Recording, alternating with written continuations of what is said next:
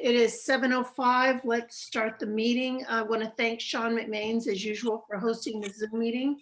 I'd like to do an adoption of the agenda. Sean, can you put the agenda quickly up on the screen? Yes, give me just a moment. Okay. And it's the last one we sent out. Got it.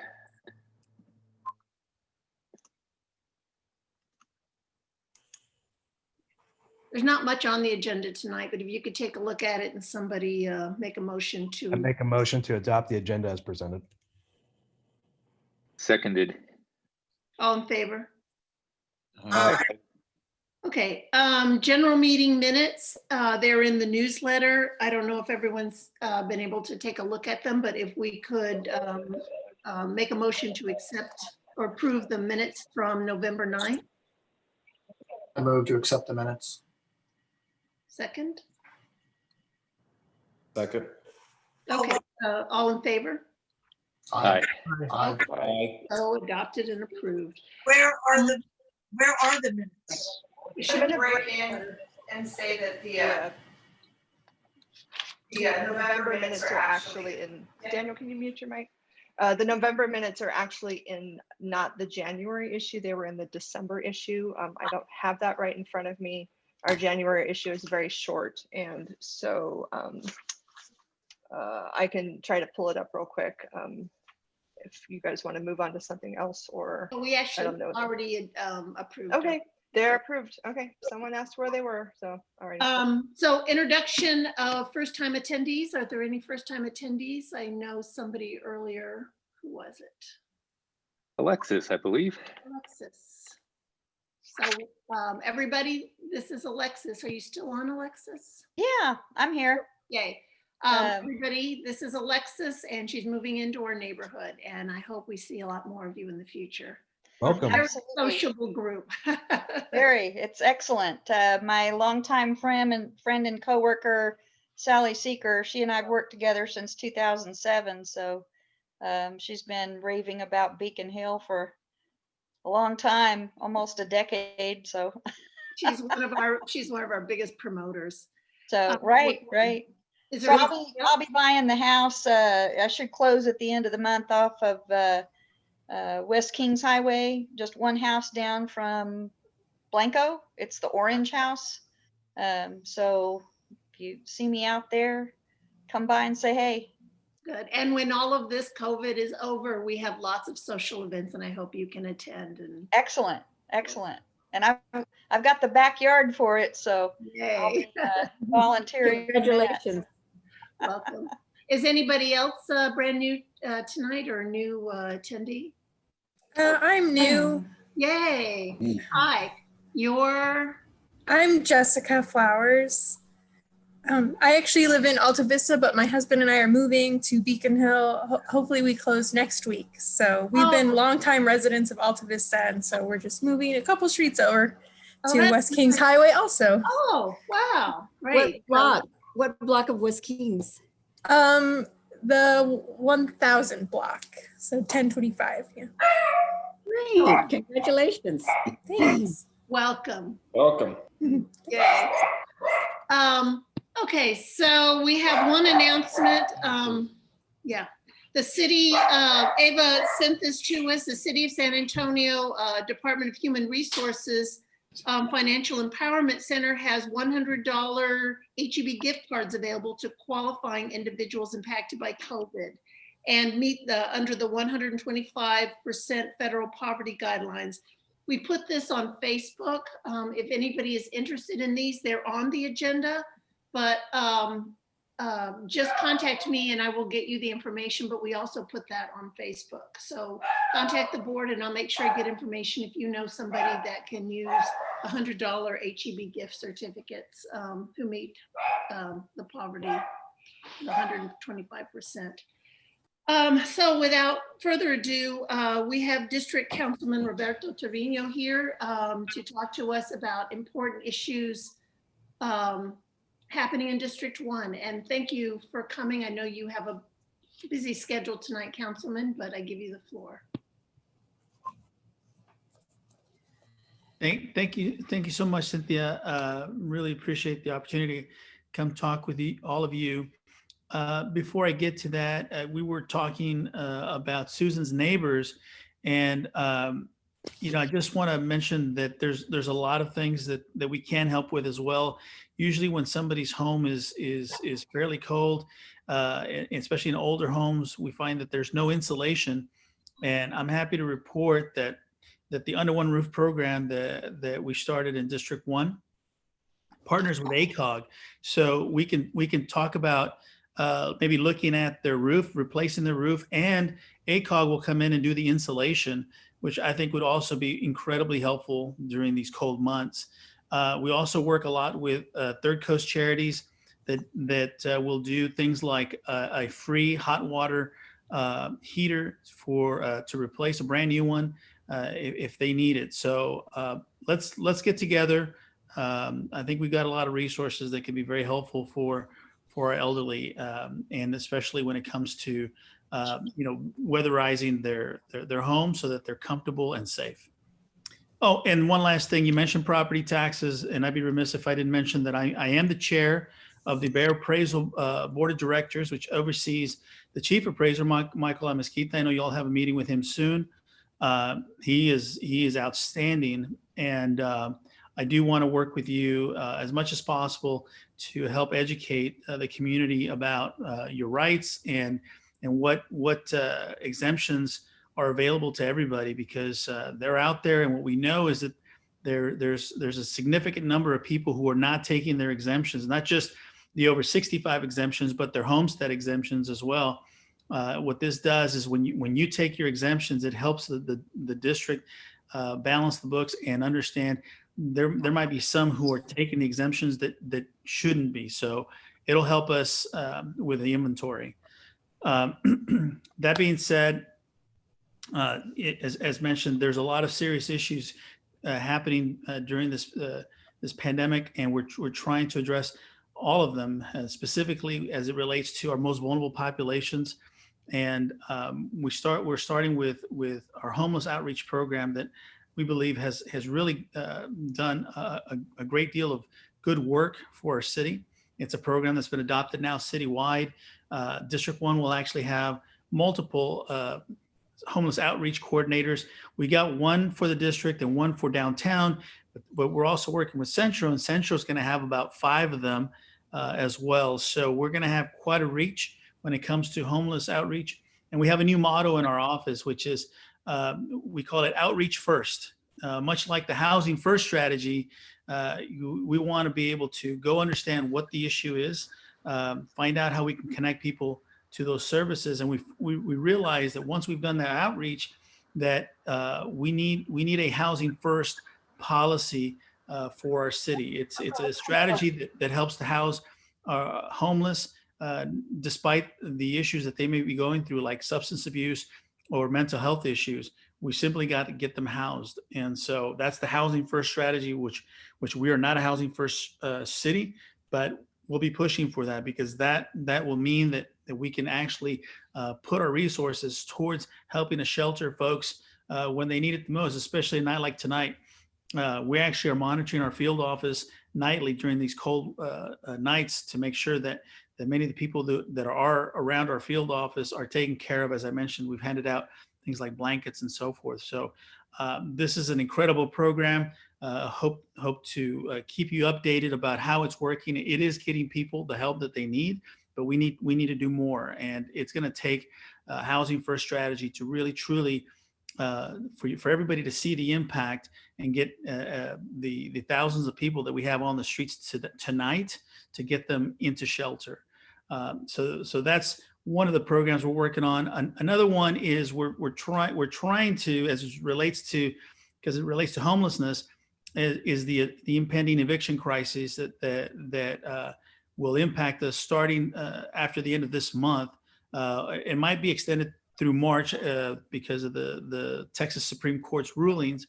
So that doesn't mean that there won't be an impact then. All this is doing is offsetting some of these costs. And so we're doing what we can to help protect renters and provide monies through the Emergency Housing Assistance Program. This week, we're voting on accepting the dollars from CDBG over to Emergency Housing Assistance Program. We got a little bit more funding, and staff is wanting to move $3 million out of there to go into affordable housing development. I'm not against affordable housing development. It's just the timing is not right. And the $3 million should stay in emergency housing. With the $3 million in affordable housing, it'll create 25 to 30 affordable units. If it stays in emergency housing assistance program, that can help about 1,200 families. We think that the numbers are clear, and we need to be helping people stay in their homes and until we get out of this emergency. Then we can, of course, get back to the business of getting affordable housing built and built correctly in a way that responds to the needs of our community. So that's an important vote that we have this Thursday. Happy to answer any questions regarding that. Of course, I'm also proposing a renters commission that can help really tackle some of these issues that we're seeing, like the right to cure, a right to counsel for those that are facing evictions and don't know their rights. There's just so many stories around this that have taught us a lot about the proper level of representation so that we can create better policy. In fact, there was an assistant city manager that mentioned at the beginning of the pandemic that if we had a renters commission, that a lot of the things that they put in place would have gone a lot faster and a lot smoother because they could have ran it through the renters commission. And so a renters commission basically, hopefully would consist of renters, but quite frankly, the real point of it is to have a single member district representation. In other words, the council district would appoint somebody to that position, and they feel that that person would represent the district in the best way possible, much like the zoning commission. And so you would have a diverse group of people who can help address a lot of the needs that our rental community, which is half of our city, is experiencing. Also, when it comes to infrastructure, we know that there's a lot of infrastructure needs that have been cut back because of reduced revenues. A lot of the cutbacks have impacted the rollout of a lot of streets and sidewalks. They will be happening. They're just going to be delayed a little bit further. You may have read recently that I offered that there's $17 million in the Alamo project that is not restricted. It is part of a general obligation bond. We will have $21 million left to do our obligations at the Alamo, but believe that the $17 million should go back to Public Works and help with this emergency response, because we really have a lot of reduced revenues, and we need all the help and support we can get. I know I also got some questions regarding the Fredericksburg Road bond project, and I know that the project is proposing modifying the Liz Davies green space at 726 Michigan, and so the land was removed and is planned to be added on the opposite side of the bus cut, adding the same greater amount of land. And the HDRC Commission will be reviewing the plan tentatively Wednesday, February 3rd. You can send your comments to Corey Edwards with the Office of Historic Preservation at corey.edwards@sanantonio.gov. There's a current application for historic designation on the property by Billy Lambert of your neighborhood. And we are still currently unable to find the resources for the regular watering of the location, but currently Public Works provides maintenance to the location, but no scheduled watering. Also, the large area rezoning, which has been a huge success, completing it in Monte Vista, and Development Services is beginning the process of surveying all Beacon Hill properties involved for what currently exists, and to determine what work permits have been pulled. And we'll have an update soon. It's pending. Development Services will produce some maps that will be sent out to our office, and we'll distribute accordingly. And again, I think I'll just park it there in case anybody has questions, but those are sort of the major issues I think we're trying to tackle, especially, surrounding the current emergency. I did it. Oh, sorry. Does anybody have any questions? Hey, Sadell, or Roberto, this is Jerry Lockey. Would you give me the date again? I heard Wednesday, but didn't get the date down for the HDRC. February 3rd.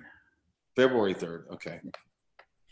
So Beacon Hill wrote a letter supporting the historic designation of the park. So how, and to support Billy's hard work and research. So if it's declared historic, how will that change those city plans? How will that impact those plans? Well, I think there's a possibility that the HDRC and OHP will have some input with regards to some of the infrastructure layout and the engineering that has gone along with it. So it could mean that at minimum they would review what the plans are, but there's an opportunity that the design could be adjusted according to what OHP and HDRC might deem as important for that area. And Cynthia, this is Sadell. I'm actually working with OHP as well to see specifically if there's any details that can't be changed or if it offers any protections, the historic designation there. Okay, thank you, Sadell. I saw that exact same, for everybody that doesn't know, we're talking about Liz Davies Park. It's at French and Michigan on Fredericksburg Road. And it is a green space that has it's called Liz Davies Green Space. It was built, it's listed as a park in like a 1940s map of San Antonio. It has a sculpture on it from Danville Chadbourne, who is a internationally known artist that lives in our neighborhood. And the map or the drawings of it, we saw that a few months ago. Nothing's changed. What I didn't realize though, that is there's gonna be a one-way street turning off of Fredericksburg onto Michigan now. And there's gonna be a one-way street from Michigan, I don't even know what the street name is, that goes back to Fredericksburg. And so it changes the actual traffic pattern there. I can see how it might, have been helped, but I thought that maybe it would be something that would be brought to the board or the neighborhood, since that's a pretty major change. And the comment of the additional green space, where they're going to take away green space for the cutout of the bus, but they're going to add green space on the other side, is why they're making that into one way. Although it looks like on the drawings that one part of that isn't new green space, it's existing green space. So maybe I don't just read the drawings. And I have the drawing. If you need, we can share it with you. I'm looking at it right now too, Jerry. And you're right. I mean, there's a portion of that, and I think that it also looks like there's a bit of a cut in. I don't know if that's for parking or for what, but we can get some clarification around all this. Yeah, there's going to be diagonal parking, it looks like, on the one-way north on Michigan that's in front of the businesses. So I'm surprised that the businesses weren't, talked to, because that's probably going to affect any businesses that are going in there. I just saw that one's closing, probably just, couldn't make it during this time.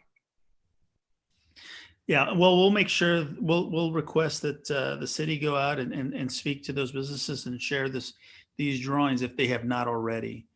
Okay. Yeah, and by the way, you just reminded me of something else we're pushing very hard for right now. And I think everybody appreciates the food and beverage industry in our city, which has been impacted probably the hardest in terms of the regulations and the shutdowns that have occurred in terms of the capacity in which people can dine in. And so we're also pushing for a relief fund for food and beverage workers, because those are the ones most impacted. And it sort of has this domino effect that leads all the way back to the emergency housing assistance program. So I did want to mention that because you'll be hearing a lot more from my office around it.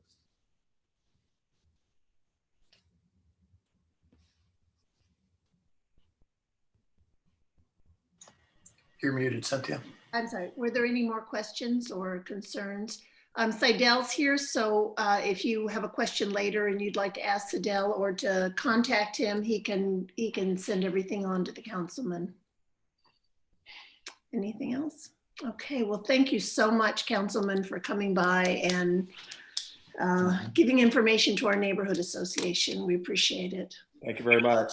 Thank you. It's good to see everybody. Appreciate your time. Stay safe. And of course, let us know what we can do to be helpful. Thank you so much. Thank you. Thanks, Councilman. Okay. And so Seidel, you're hanging around, right? You're gonna. Yeah, I'm hanging out. You always do. Thank you. Okay, so we have a treasurer's report, but Diana had to work late, so she won't be available, but it is in the Beacon. Did Safe Officer Albert Sanchez, are you here for an update? I didn't see him. Okay. Okay. Shall I? I'm sorry. Will he ever come? Will he ever come? I'm just going to say that out loud, and then I feel like it's worth discussing. I have pursued him, but he does, and we've sent him early. We send out these, Taryn is sending out the notices to elected officials and to the safe officer on Thursday, so they have plenty of notice. I don't know, right now, evidently he just had a baby, so that might be the reason now, but someone should be coming in his place. And, you hate to go to people's bosses because I just hate doing that, but that may be something we're forced to do because we need to have some crime updates in our neighborhood. And we used to every single month. And I remember, I'm sorry? I saw Seidel take a note on that. That's what I was I hoping. did. Yeah. We and can he may have a follow up with legitimate. him if you'd like, just asking him to, be present or at least send an update or something, because like you're saying, you should be able to ask questions and get the information.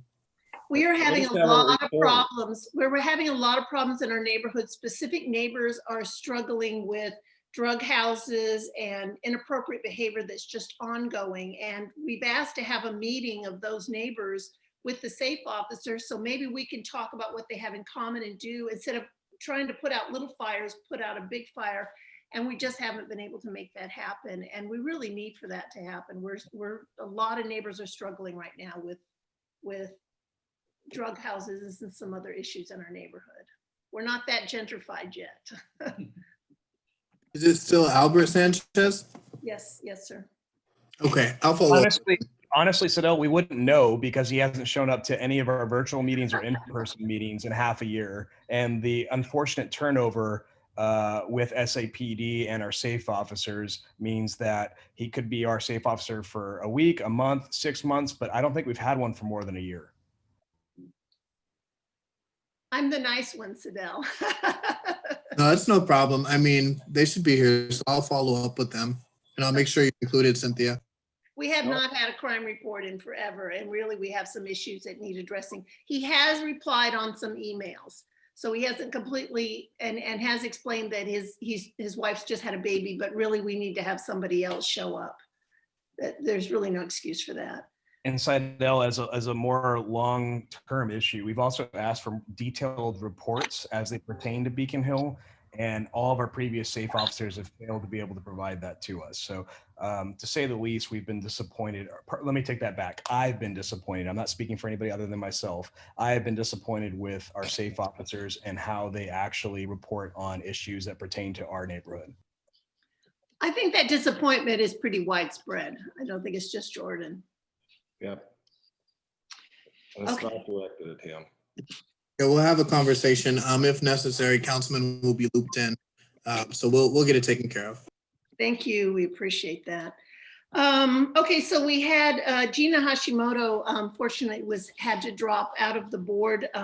Some health issues, and Chris Cuellar, who was the other person who had volunteered when we were nominating, has agreed to step forward and take his place as a director.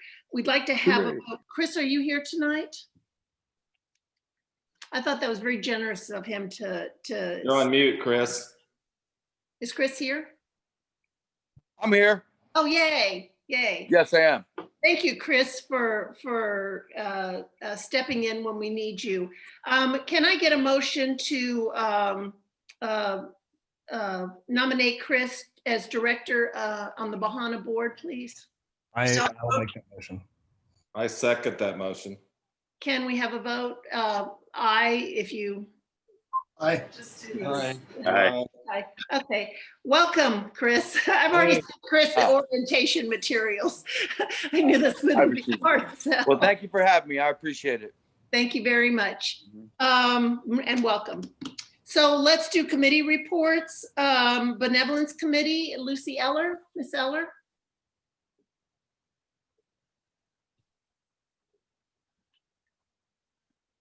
Miss Eller, you were here early. Lucy? Yes, I'm here. Okay, yay. Can you give us your report? I am certainly, my hair looks like something. Anyway, I was outside and the wind is blowing so hard. No, I'm very grateful for the support and the cooperation from the community and my church, that we were able to provide those families. And we had 25 children, and everybody was able to get some gifts. We gave gift card, couples, 5 or 6 young people graduated from high school. So we had to come up with extra money to give the children the gift cards. And there was only one family that we were having a little bit of problem, but you know, maybe some of you know me, maybe you don't, but I never give up. I was determined to find that family, and we found it.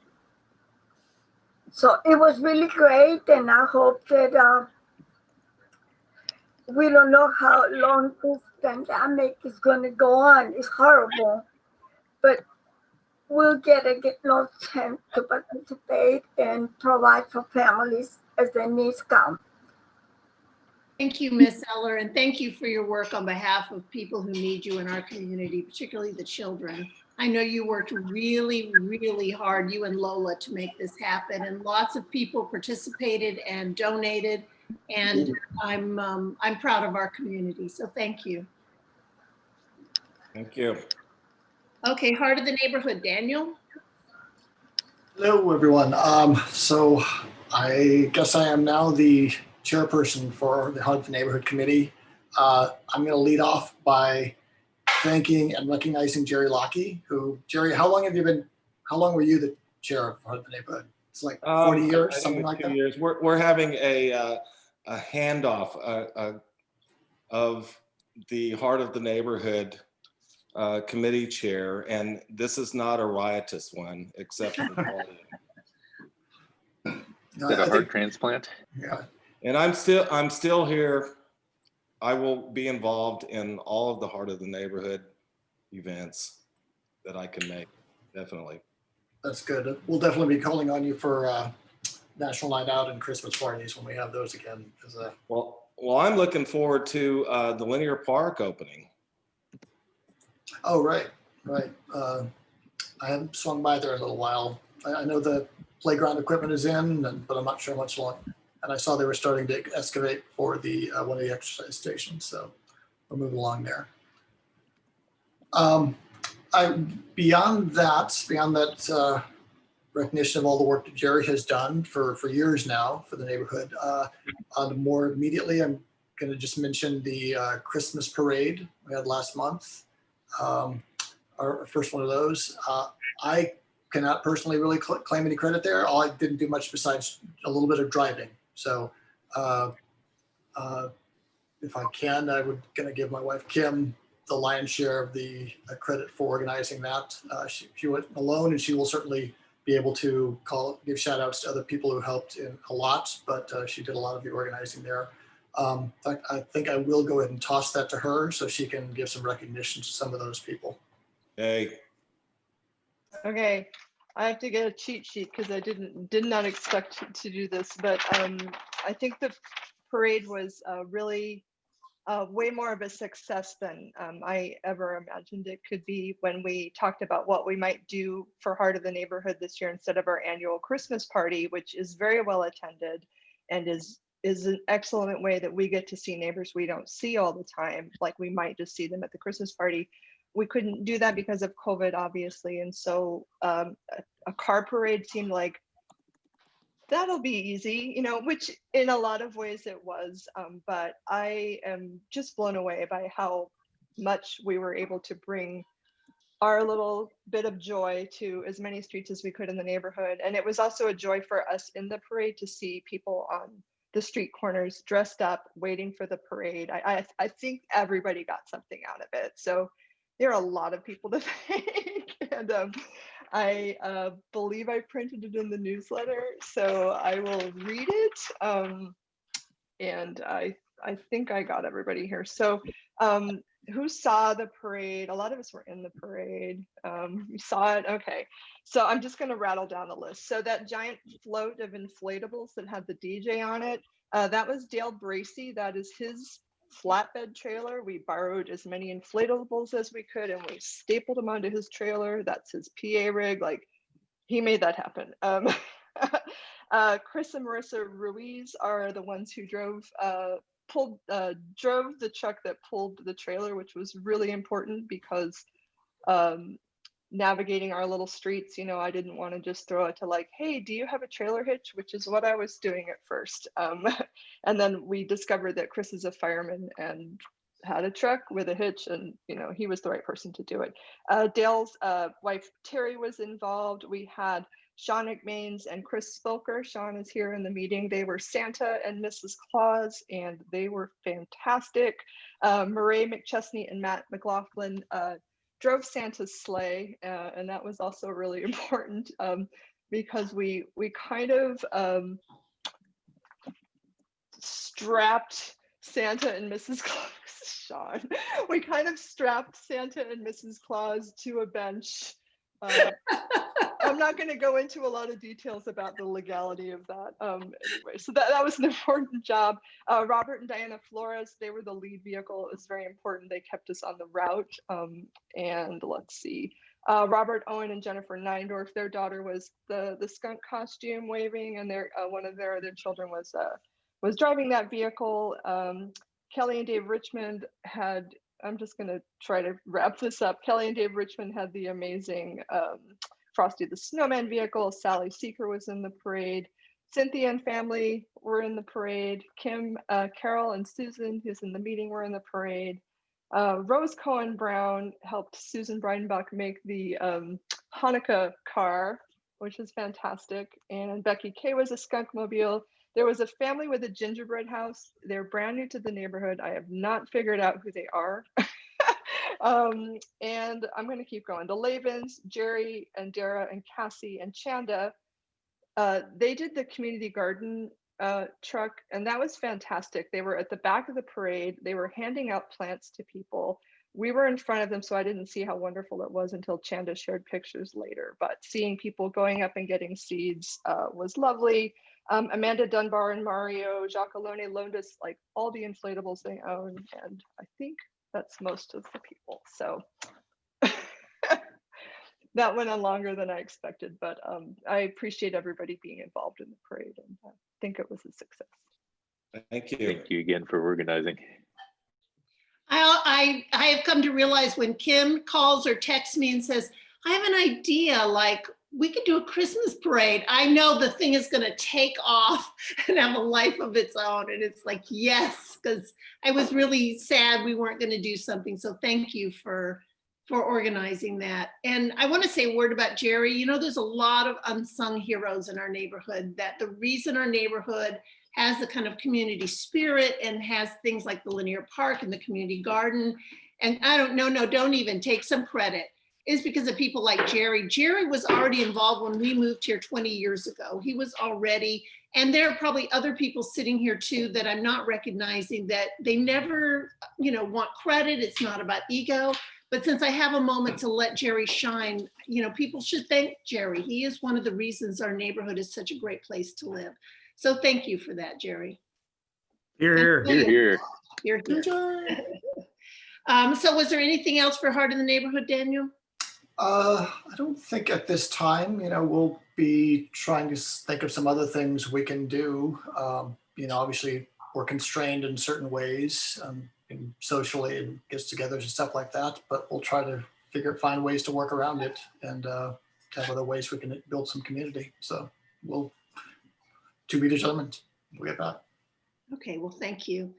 And thank you for stepping up and taking on Han.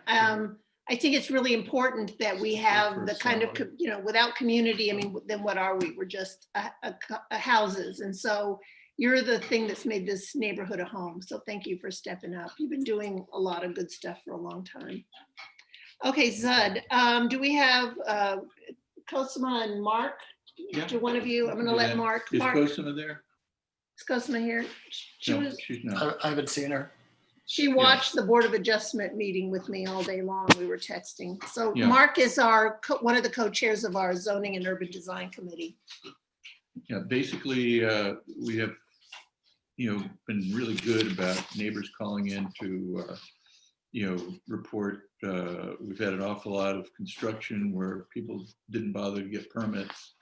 The case that was heard today was one where, you know, no permits were pulled, and they managed to, you know, go against every single restriction we had for carports.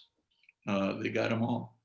And it's really difficult because we do send out a newsletter that has, you know, clearly given instructions to people that they need to pull permits. So thank you for the people that are on top of that and reporting it. We need all that. There are two big cases coming up. One is the 1127 Ashby, and on 1127 Ashby, what's happening is they want 4 curb cuts, and the neighborhood only allows 1 curb cut per lot. So that's a pretty big change from 1 to 4. And we've been working with them trying to figure out ways to reconfigure the property so that they don't have quite as many. The issue is that there's a big embankment there, right where the you know, curb cut would be. It would be dangerous for pedestrians walking by to have that many curb cuts, and, you know, traffic, it's an issue too. So I think they're hearing what we're trying to talk to them about. You know, if we could consolidate some of those driveways, it would be, you know, a win for both sides, but we're still working on that. The other one that's coming up is there's a property at 1004 and 1006 Gramercy. It's a long-standing one. The neighbors really got active. We had tremendous amount of neighbors calling in when the construction first started there because they didn't pull permits. And you know, the neighbors around there have been fantastic. They went to the zoning meeting where they were asking for permission to change the duplex that was there into a triplex, and it was voted down because the property is in a low density part of the neighborhood as far as a land use plan goes. And it was overwhelmingly supported our you know, desire to leave it as a you know, duplex, but not change the zoning from R6. And now they're coming back. They wanted to you know, apply again to get it set up as a triplex.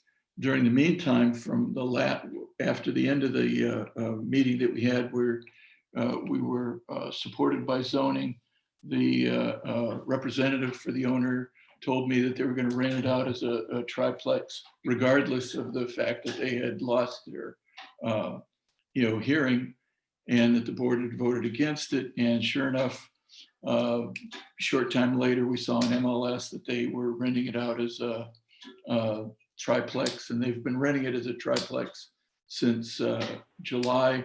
It's been tremendous amount of support from the neighbors, telling DSD that it was in fact a triplex.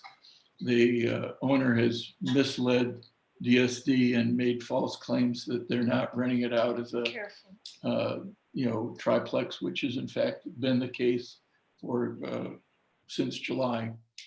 And now they've apparently been asked to reapply, and they have to lose one of the tenants so that they're down to a duplex. And we will, of course, be opposing that again. But it will come up before the neighborhood. And if the neighborhood votes, in support of it, then we might support it. But it would have to be a pretty good case, considering how they've, misrepresented themselves over most of this period of time. That's about it. Okay, so usually all the ZUD, it's been difficult during this time of pandemic, but all the ZUD cases, ZUD just makes recommendations. It's the neighborhood association that votes to support or to not support something. And usually we get, whoever's the applicants in front of the neighborhood association to present their case, and then ZUD makes a recommendation, and then we talk about it as a community before we vote. So it's not the board or ZUD that represents the neighborhood, but a neighborhood vote. So thank you, Mark and Cosimo. They work very, very hard. The ZUD committee needs more people to be a part of it, and the work that Cosimo and Mark do particularly is really important to our neighborhood. So thank you. And if I could just add, just wanted to say real quick that Mark and Cosimo are very thorough and always paying attention to everything. I do zoning for the councilman. I'm his zoning director, so I definitely depend on them to get the recommendations and to help communicate to the neighborhood what's going on. And with that, I take that information and get that to councilman so he knows how to actually vote on the case as well. So it's a super important job, and I appreciate them both for continuing to do it and do it so well. And thank you, Sadell, for always, like, as soon as one of us texts, you're texting us back. And it's really nice to have responsive local government. Community garden, Cassie Lewis or Dara Anderson, are you here to represent? They're not here, but I'm here. Okay. And the community garden workday is this Saturday, the 16th, from 9 to 11. I am also involved, and I am asking anyone here, or if you know someone, one of the projects that we have going on that was approved by the community garden is I am working on building, or we are working on building a bocce court. If you're French, maybe you can play pétanque, so it'll be a pétanque court. And so we've picked out a spot across the street. So if anyone wants to come help me level that area on Saturday, sometime between 9 and 11, that would be great. I would appreciate the help. And after it's leveled, we will then add sand and decomposed granite and that kind of thing. And everyone looks like they don't know what bocce or pétanque is. So it's a COVID approved game outside that you can socially distance with between 2 and 8 people playing the game. And I won't go into what the game is. Y'all can look it up. It's easy. If I can play it, anybody can play it. I'm the most uncoordinated person probably on this meeting. Thank you, Jerry. Animal care. Kim Hubling, is there anything to say about animals?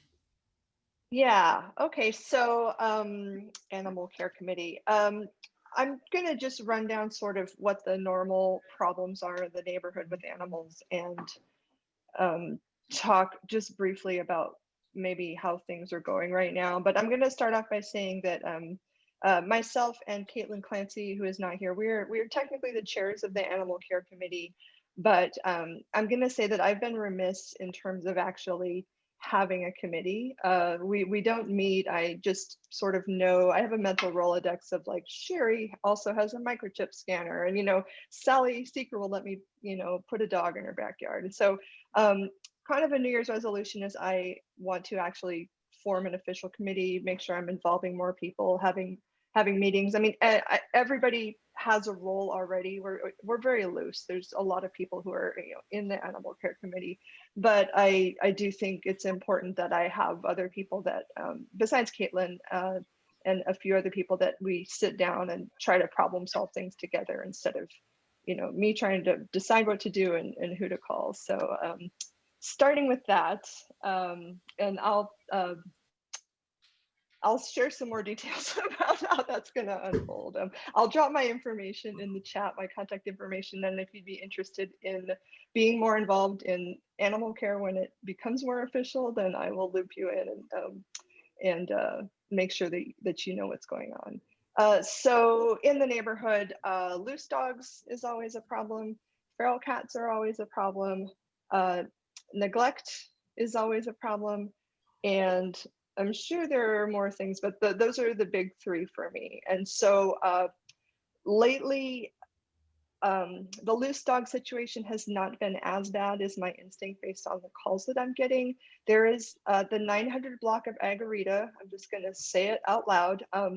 There's a property where there are always dogs getting out of their very large property. Their fence is not secured well. It's been a long, ongoing issue.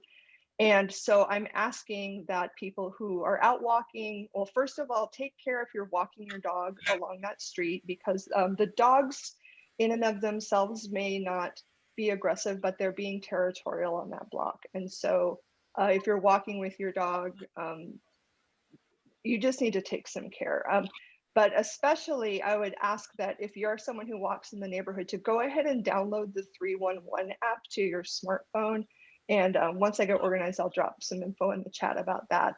It's incredibly easy to report things using this app. And Jordan can speak to that because there's actually a leaderboard for this app that tells you who in the city is reporting the most things. And he's just kind of incredible. He's like, I don't know, number 4 or something, but just like graffiti, bandit sign. Like he's out driving, he's clicking pictures. So that's how easy it is. Once you get used to it, like I'll be walking, I'll be like, that dog, click, and sometimes you might get a response that say you report a loose dog, you might get a message back later that says, that the case was closed, and you don't really have details about what happened. Often if it was just a dog that was loose when you were walking down the street, when the officer does make it there to check that out, the dog is in the yard again, or the dog is nowhere to be found. And so some things get closed right out, but it does help if there are a lot of reports. So even if you just make that report and nothing really comes of it, it does get noticed that a property is having many reports, if that makes sense. So, and that doesn't just apply obviously to that block, but just in general. The feral cat situation is, it's a moving target. COVID was a challenge because many of the clinics that do surgeries, that do free spay neuter for feral cats, many of the clinics had to shut down, reopen, shut down again. It was a real moving target figuring out where to get cats fixed. And it's settled down a little bit. The city ACS has opened back up. ACS has opened back up, and sorry, I'm not going to look at the chat this moment. And they have an online appointment system, so it makes it a little easier because some of the other clinics, I've literally gotten there at 4:45 in the morning for a 7:30 sort of cattle call and not been there early enough to get a cat in because they have a real limited number of slots. So that's a lot of details about feral cats. I will say that it takes a village to deal with the cat situation in neighborhoods like ours. And so there are a number of people that I know, some of in this meeting right now, Sherry Collins, there are a lot more who have taken it upon themselves, Sally Seeker, to learn the process and the resources that are there so that you can maybe look at your block and go, which is how I started. 3 years ago, the block I live on, a woman 2 doors down has been feeding feral cats for the 12 years we've lived here, and feeding and not fixing. And every year there's kittens, and it just was like a, so I think I might have just lost my headphones. In any event, it's something that anybody can learn to do. And if you reach out to me, I can connect you with the resources to learn to do it. There's an organization called the Feral Cat Coalition that trains you. It does take a time commitment. It takes a relatively flexible schedule. So, you know, there are some constraints. It's not for everybody, but it is very, very satisfying to have a situation where Daniel and I trapped and fixed 20 cats on our block in a year. And then the following year, there were no kittens, which was like miraculous. So, and then the last thing I'm just going to briefly mention is neglect. This time of year, it's always an issue. There are a certain number of things that people are required to provide for their pets, outdoor animals. And I'm not going to go into too much detail, but they need to have access to shelter, access to water. If they're tethered, it can't be a chain. It gets pretty granular. But if you notice a situation where you feel like the animal is not being cared for the way it should be, even if you're not sure, just go ahead and report it. You can use that app. It can be a challenge sometimes to translate the various ACS rules. And we've even had situation with officers where Daniel was working for the census and texted me and said, you know, this dog is on a 4-foot rope. And I'm like, that's not legal. It might have been 5 feet. But then the officer, when they finally went out, they felt that it was sufficient. And so in any event, if you're not sure, just go ahead and report it. Things to watch out for, especially this time of year, is that I don't have the numbers in front of me, but when it's really cold, you know, they shouldn't be outside without shelter. And so I'm not going to go into too much more granular detail, but my point, I guess, is especially with cases of neglect, when in doubt, just go ahead and report it. With the app, there are ways you can make sure that it's reported anonymously. If you call, I mean, it is anyway, but the app is nice because you can actually send a picture. So if you see a situation and you're like, that doesn't look right, you can send a picture, you can send notes. So I think I'm going to wrap it up there. And thanks for everyone's time. And I'll drop some info in the chat unless anyone has any questions. Well, if you do, contact Kim. Her number's in the newsletter. Thank you, Kim. Okay. Thank you very much. Cynthia, Okay. Yes. Can I get like 1 minute? I've got a conference call in 2 minutes here, so I'll be real quick. Okay. The 311 SA app is absolutely amazing. You will be surprised how much of the stuff that you see in your neighborhood is what I call legacy, meaning graffiti that's been there for years. The minute you report it, it goes away and you don't find it again. So I highly encourage people to download that and actively use it. 2, the Tier 1 Neighborhood Coalition is monitoring the Texas legislative session. Tomorrow at noon, the 87th legislative session gavels in. So we'll be monitoring any bills that may affect our neighborhoods and what we can do to advocate on behalf of our neighborhoods. And 3, if anybody knows of any life safety issues with the cold, with neighbors that need a heated blanket or a space heater tonight, please reach out to the board. I will go run to Walmart, grab it, and deliver it to them tonight if we need to. So that's all I have. And I'm sorry I had to be so brief and for the interruption. Thank you, Jordan. Jordan is like Superman. We're not sure. He's like, he must wear a cape on his days off, although I don't think he gets days off. Thank you, Jordan. Okay, so let's go to our elected representatives. Sidell Brooks, do you have any announcements to make? And we're coming up on the hour, so maybe. Since Councilman spoke, I really don't have much more. If you all have any issues regarding zoning or concerns with sidewalks or anything like that, we're here and still working and willing to help. I'll put my contact info in the chat just so everyone has it. But yeah, that's mainly it. We've been getting a number of concerns regarding homelessness and the COVID vaccine as well. And these things are developing. I know Councilman spoke on it, so I won't be too long-winded, but as far as the vaccine, as soon as we have information about when that's available to the general public, we'll make sure to send that out to neighborhood leaders and everything. Thank you. Fidel, quick sidewalk question for you, if I may. What's the rules or guidelines around parking in such a way as to obstruct sidewalks in San Antonio?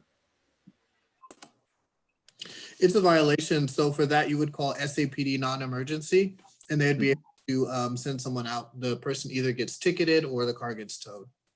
Okay, good to know. Thank you. So State Senator Jose Menendez's representative, Ana Elisa Romero, I know you're here. Would you like to speak? Hi, good evening and happy January, everybody. Can you hear me? Yes. Okay, great. Well, I like that segue. Really quickly, yes, tomorrow is the first day of the legislative session. So in the chat, I put our contact information, as well as if you're on Facebook and you want to view the virtual first day of session, you're very welcome to. Traditionally, it's a lot of fanfare and ceremony. We don't know yet exactly what the legislative session will look like as far as the public's presence on the ground in the Capitol building. But for our office, we will not have in-person meetings at all in the Capitol. So if you, I know in the past, some of the tier 1 neighborhood folks, members, Cynthia, you've been one person, and Jordan and others have gone up to the Capitol to testify or to advocate. Our office is going to have the door closed, and we're going to limit even how many staff will be in our office. So the Senate will tomorrow vote on the protocols for the rest of the legislative session. So nobody's clear right now, at least those who are not in the higher up echelons don't know exactly what the session will look like. Senator Menendez has already filed 32 bills. So even though tomorrow's the first day of session and new members will be sworn in, Senator is a returning member. The Tuesday after the last election, once he won and everything officially, he was able to file bills. And of those 32 bills, many of them have to do with students, teachers, and youth. Some of them in response to COVID-19, and some of them ongoing issues of equity. He's also looking at some voting rights legislation and issues related to seniors and veterans. In the chat, I will include information, and I know, Cynthia, I sent you the information. You said you were going to publish it as well. Thank you for responding. I'm going to send everybody contact information for our chief of staff in case you have any ideas of your own input for legislation. In the past, Beacon Hill has been one of our very strong neighborhood advocates, and even written letters with official statements on policies before the legislature. We will again look to you and the other neighborhoods that have been very vocal to continue giving us your input.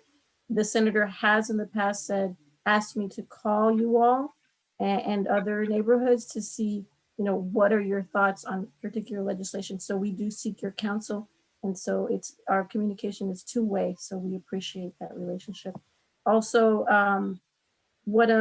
for vaccines, Cynthia, I can email you the information on vaccines. There are different hubs right now. We know that there's high demand, and I know that we are, it's after 8 o'clock. Also want to let you know, and I'll send you this as well, Cynthia, to share that the temporary waivers for vehicle title and registration requirements ends April 14. So for COVID-19, some of us didn't have to go get all that done, but now all that is expiring and we do have to take care of business. Also, the VITA free text preparation through the city will be available at no in-person meetings. There will be appointments and I'll send you guys that information as well. And that's it for me. Thank you so much. And I'll be here till the end. Thank you. I think you're muted, Cynthia. I'm going to remember those words for the rest of my life. I think you're muted, and can you hear me now? It seems like. Thank you, Ana Alicia. You have been a real friend to our neighborhood and all these years attending our meeting. Stay warm and safe. I think we have Bethany Gutierrez from State Representative Diego Bernal's office. Am I correct? Yes, ma'am. Hi, my name is Bethany Gutierrez. I'm not going to take up too much of your time. Ana Alicia always has amazing information, so thank you. I have two staffers here. One of them in particular will be attending y'all's monthly meetings. That's Angelique. Angelique, if you could wave your hand right quick. She is looking forward to attending these meetings. She is a master social worker student. As everybody else said, session's coming or tomorrow. I posted how to look at everybody's bills in the chat. So I have a little 1, 2, 3. Also, the represent Diego is very active on social media. So if you want in the moment reactions, I would suggest following him. He does encourage people to follow him. And then I also put in Zach and mine and Zach's information. We're working with Calendly, which is like this app that we're going to be using for meetings. So if you do want meetings, we're setting it up right now. We will have certain meetings blocked out for you all to come to our office, but we're going to be virtual as well. We are not going to be at the Capitol unless we absolutely have to, but the representative does want to keep us safe and also in the office as far as COVID goes. And that's pretty much it. I would go into the bills and, you know, all that kind of stuff, but I know that we're out of time. So thank you all so much for y'all's time. You're muted. I'm so sorry, Cynthia. We'll get all the information you all send us out to our community. Thank you. So I don't think Bernadette is here from Congressman Lloyd Doggett's office. No, okay. Is there any last words before we adjourn? Thank you, everybody, for being here tonight. Stay warm. Happy New Year. And let's hope for Susan. As always, I'm always looking for new walkers. So if anybody's, any of the new folks, please contact me. My name, Newsletter Walker Organizers on the back of the newsletter. And sometimes we're just talking about one block, but we're always in need of walkers. And it's an easy gig. You just fold them, and usually Saturday or Sunday morning, you just walk them in your block. So you new people, if you want to do something concrete immediately to help your neighborhood, please contact Susan to maybe just do a block of newsletter walking. That would be great. Thank you. So our meeting is adjourned. Take care, everybody.